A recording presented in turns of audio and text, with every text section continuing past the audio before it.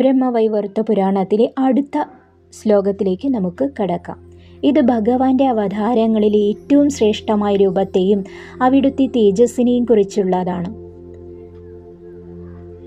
നമസ്തസ്മൈ ഭഗവതേ കൃഷ്ണായ വിമലായ ച യദ സർവാണി ഭൂതാനി ജായന്തി ച യുഗേ യുഗേ.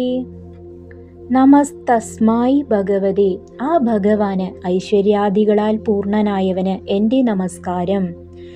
കൃഷ്ണായ വിമലായ ച, നിർമ്മലനും അഥവാ വിമലൻ പരിശുദ്ധനുമായ ശ്രീകൃഷ്ണന്. യതഃ സർവാണി ഭൂതാനി, ഏതൊന്നിൽ നിന്നാണോ സകല ജീവജാലങ്ങളും ഭൂതാനി. ജായന്തേജ യുഗേ യുഗേ, ഓരോ യുഗങ്ങളിലും ജന്മമെടുക്കുന്നത്.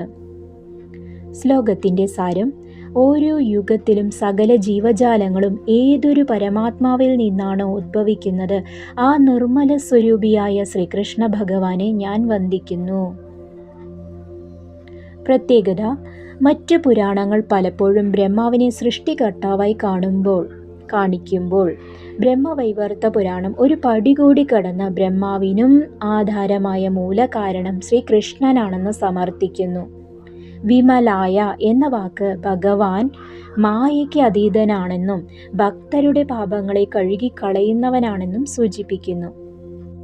പരമാത്മാവായ കൃഷ്ണന്റെ ലീലകളും പ്രപഞ്ച സൃഷ്ടിയുടെ രഹസ്യങ്ങളും ഈ പുരാണത്തിലൂടെ നമുക്ക് വരും ദിവസങ്ങളിൽ കൂടുതൽ അറിയാം. ഇന്നത്തെ ഈ ഭാഗം നിങ്ങൾക്ക് ഇഷ്ടമായെങ്കിൽ ഇത് മറ്റുള്ളവരിലേക്കും പങ്കുവയ്ക്കുക. അടുത്ത ശ്ലോകങ്ങളുമായി നമുക്ക് വീണ്ടും കാണാം. നന്ദി, നമസ്കാരം.